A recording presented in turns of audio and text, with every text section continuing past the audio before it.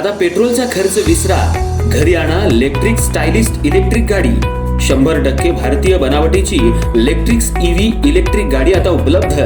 5 वर्षांची वॉरंटी, आकर्षक कलर्स आणि स्पोर्ट्स डिझाइन। एकदा चार्ज करा आणि 100 ते 140 किलोमीटर पर्यंत रेंज। अत्याधुनिक सर्व्हिस सुविधा, लोन सुविधा सुद्धा उपलब्ध।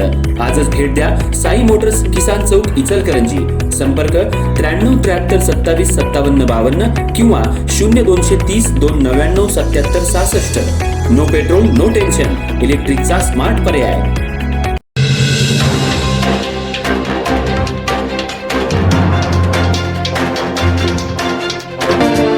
इचलकरंजी शहरातल्या पंचगंगा नदीपात्रात पोहण्यासाठी येणाऱ्या मुलांच्या सुरक्षिततेच्या दृष्टीनं इचलकरंजी महानगरपालिका प्रशासनानं महत्त्वपूर्ण पाऊल उचललंय।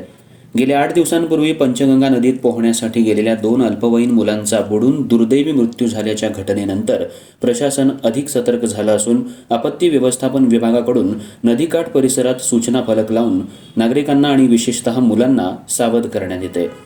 उन्हाळ्याच्या सुट्ट्या सुरू असल्यानं दररोज मोठ्या संख्येनं लहान मुलं आणि युवक पंचगंगा नदीपात्रात पोहण्यासाठी येत आहेत। मात्र नदीपात्रातील खोल पाणी, अचानक वाढणारा प्रवाह, गाळ आणि धोकादायक खड्डे यामुळे पोहणं जीवघेणं ठरू शकतं।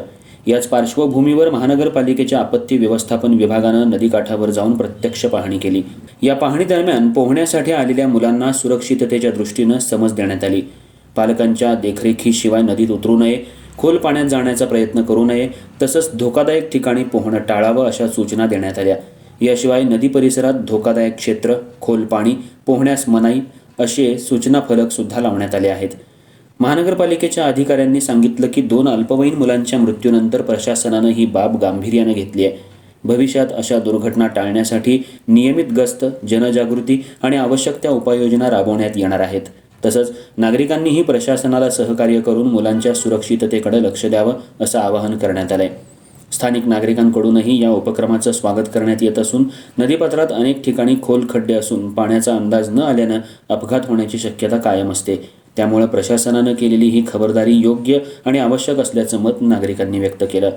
उन्हाळ्याच्या दिवसात नदी, विहीर, तलाव या ठिकाणी पोहण्यासाठी जाणाऱ्या मुलांची संख्या वाढते। त्यामुळे पालकांनी आपल्या पाल्यांवर लक्ष ठेवून त्यांना सुरक्षिततेचे नियम समजावून सांगणं तितकंच गरजेचं आहे। प्रशासन आणि पालक यांच्या संयुक्त प्रयत्नातून अशा दुर्घटनांना आळा बसू शकतो। इचलकरंजी महानगरपालिका यांच्या वतीनं आज या ठिकाणी पंचगंगा नदीमध्ये पाण्याची पातळी वाढत आहे आणि पंचगंगा नदीच्या वाळू किंवा डबके जास्त असल्यामुळं ज्यांना पोहायला येत नाही किंवा ज्यांना नदीच्या पाण्याचा अंदाज नाही, असं कोणी व्यक्तीनं पाण्यात मुलांनी उतरू नये। आपल्याला सेफ्टी असावी, आपल्याला कॅन बांधलेला असावा, जेणेकरून आपल्याला कुठल्याही प्रकारचा आपल्या जीवाला धोका होऊ नये याची खबरदारी घ्यायची आहे। आणि ह्या पंचगंगा नदीचा ज्याला अंदाज आहे पाण्याचा, कारण इथं वाळू आणि डबरं जास्त आहेत, त्यामुळं तुमचा जीव गुटमळण्याचा जाईल। शिकायचं असेल तर सेफ्टी असावी आणि कॅन, इन्नर, दोरा बांधून शिकावं आणि कुणी पोहायला न येणाऱ्यांनी या पंचगंगा नदी पात्रामध्ये उतरू नये। धन्यवाद।